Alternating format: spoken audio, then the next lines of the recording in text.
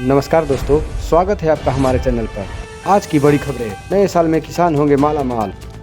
सृजन घोटाला मामले में बिहार सरकार ने सेवानिवृत्त बीडीओ चंद्रशेखर झा की 100% पेंशन कटौती का फैसला बरकरार रखा है। उन पर 4.52 करोड़ रुपए की अवैध निकासी का आरोप है। सरकार ने बिहार पेंशन नियमावली 1950 के नियम 139 के तहत यह कार्रवाई की है। भागलपुर नगर निगम का होल्डिंग टैक्स वसूली अभियान अपेक्षित सफलता नहीं पा रहा है। 20,000 घरों को नोटिस भेजने के बावजूद केवल 1% बकाया टैक्स जमा हुआ है। चालू वित्तीय वर्ष में 25 करोड़ रुपए के लक्ष्य के मुकाबले 22 करोड़ की वसूली हुए हैं।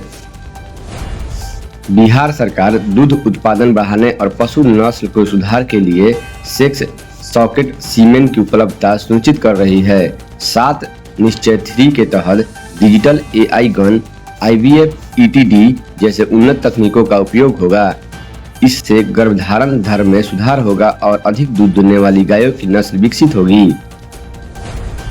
बिहार के बांका जिले में पिछले एक सप्ताह से बच्चा चोरी की अफवाहों ने लोगों के भय का माहौल बना दिया है।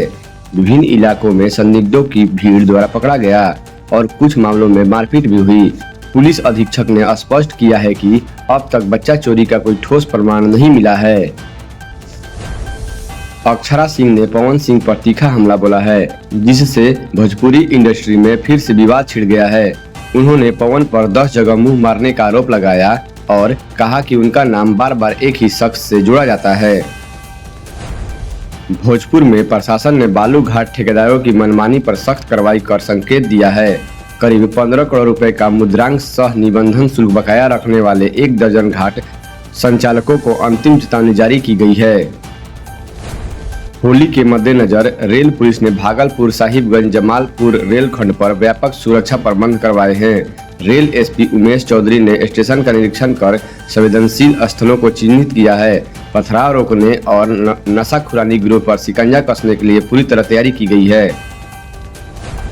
भारतीय वायुसेना ने गुरुवार को दुनिया के सामने रूसी मूल का S-400 air defence missile system के फायरिंग वीडियो जारी किया। इस वीडियो में मिसाइल का फायर होते हुए दिखाया गया है। सेना ने इसे सैन्य इतिहास में अब तक की सबसे लंबी एयर किल बताया है।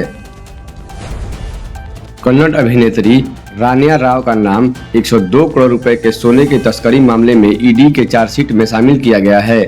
जांच एजेंसियों के अनुसार इस गिरोह ने एक साल में 127 किलोग्राम से अधिक का सोना तस्करी किया। रानिया को बेंगलुरु एयरपोर्ट पर 14.2 किलोग्राम सोने के साथ पकड़ा गया था। मनी लॉन्ड्रिंग रोकथाम कानून के तहत कार्रवाई करते हुए ED ने उद्योगपति अनिल अंबानी का मुंबई में पाली हिल्स स्थित घर जब्त कर लिया है। ED के अनुसार घर की कुल कीमत 4,190 करोड़ रुपए है, जिनमें से 473 करोड़ रुपए का एक हिस्से को पहले ही जब्त किया जा चुका है। अब 3,717 करोड़ रुपए मूल्य वाले बाकी हिस्से को भी जब्त कर लिया गया है। देश भर में चुनाव आयोग के स्पेशल इंटेंसिव रिवीजन SIR का काम चल रहा है। इस बीच केरल के मुख्यमंत्री पिनरई विजयन की सरकार ने विधानसभा में केरल नेटिविटी कार्ड बिल पेश किया। केरल सरकार ने जिस नेटिविटी कार्ड बिल को पेश किया है, उसका राज्य के मूल निवासियों को एक फोटोयुक्त पहचान पत्र देना है। हालांकि विपक्ष इसे खतरनाक अलगवादी राजनीति बताकर इसका कड़ा विरोध कर रहा है। देश के महानगरों की हवा अब केवल सांस लेने में तकलीफ नहीं बल्कि जानलेवा कैंसर का कारण बन सकती है। हम यह नहीं कह रहे, बल्कि खुद महाराष्ट्र सरकार ने विधानसभा में स्वीकार किया है कि मुंबई में प्रदूषण से कैंसर हो रहा है। अमेरिका में AI के सैन्य इस्तेमाल के लेकर पेंटागन और टेक कंपनियों में टकराव बढ़ गया है। पेंटागन ने AI स्टार्टअप एंथ्रोपिक को बिना मानवीय हस्तक्षेप वाले AI टूल्स विकसित करने या ब्लैकलिस्ट होने या अल्टीमेटम दिया गया है।